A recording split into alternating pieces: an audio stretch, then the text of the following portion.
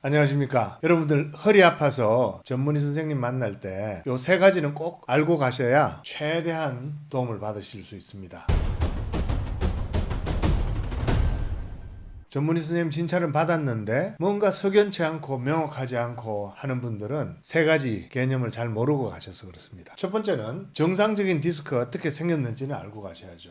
디스크가 속에 수액이 있고 밖에 섬유륜이 있고 뼈하고 디스크를 연결하는 종판이 있다 하는 정도는 알고 가셔야 여러분들이 전문의의 진찰을 받는 목적이 뭐겠습니까? 지금 허리가 아픈데 이게 왜 아프냐, 이게 뭐가 잘못돼서 아프냐, 그 다음에 이 원인을 찾고 그 원인을 그러면 어떻게 하면 치료할 수 있냐, 이 두 가지 알고 싶은 거 아니겠습니까? 그렇다면 여러분들 전문의를 만나가지고 여러분들 허리 MRI를 보고 또 여러분들 아픈 증상을 같이 이야기하고 그 다음에 신체 검진을 하고 이렇게 한 다음에 환자분의 이 부분이 어떻게 돼서 이렇게 아픈 것이다 이런 설명을 들으셔야 되는데, 그때 최소한 정상 디스크가 어떻게 생겼는지, 무엇이 정상 디스크인지, 뭐 디스크 이름은 어떻게 붙이는지 그 정도는 아셔야 되고요. 두 번째는 디스크가 손상이 되니까 아픈 거거든요. 손상이 될 때 어떻게 손상이 되는지는 아셔야 됩니다. 주로 후방섬유륜 쪽이 찢어지고 그게 제일 아파요. 앞쪽으로도 찢어지지만 그 다음에 후방섬유륜 찢어지는 것보다는 좀 드물지만 종판도 꽤 자주 깨지는 편입니다. 종판이 깨지면 오래 아프고 많이 아프죠. 그런 말씀을 알아들으시려면 섬유륜, 종판, 수핵 뭐 이런 디스크의 구조 자체는 알고 계셔야 된다는 겁니다.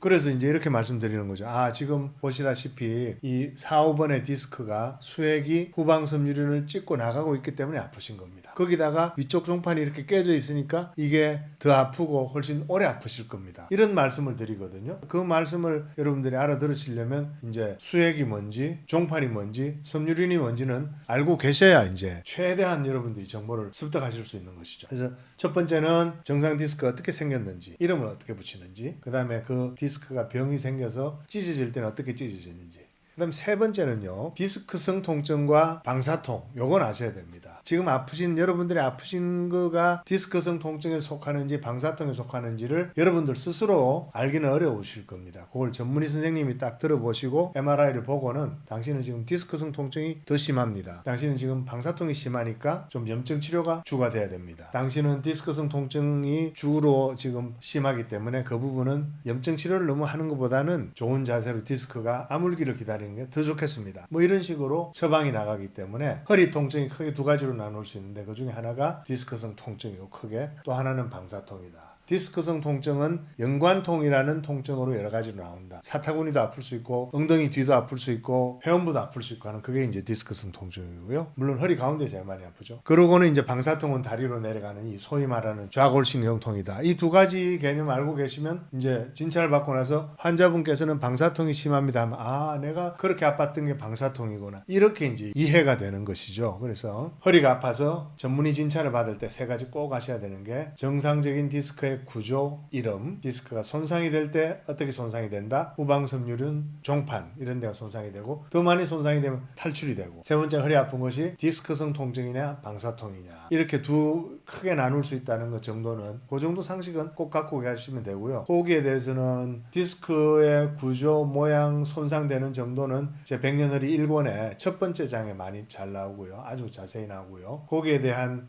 유튜브 동영상은 이쪽에 잘 나옵니다. 그리고는 방사통에 대해서는 백년허리 2장 3장, 허리 디스크 탈출증과 방사통에 대해서는 2장 3장이 잘 나오고, 방사통에 대한 유튜브 동영상은 또 여기에 잘 나옵니다. 기기묘묘한 방사통, 그런 내용의 유튜브 동영상이 잘 나오고요. 그 다음에 디스크성 통증에 대해서는 백년허리 4장에 잘 기술이 되어 있고 그 유튜브 동영상에는 여기에 잘 나옵니다. 그래서 그거 진료받으러 가시기 전에 그거 한번 꼭 챙겨보시고 가시면 여러분들 전문의 선생님들 만났을 때 훨씬 더 많은 정보를 잘 습득하고 오실 수 있을 것이다 하는 그런 겁니다. 덧붙여서 재진료로 오시는 분들한테는 척추위생, 요추전만, 안적천의 원칙, 그 다음에 무엇이 나쁜 허리 운동인지 뭐 요 정도는 좀 알고 오시면 좋은데, 거기에 대한 정보는 요추전만, 척추위생, 안적천의 원칙은 백년허리 2권에 10장, 11장, 12장에 잘 나옵니다.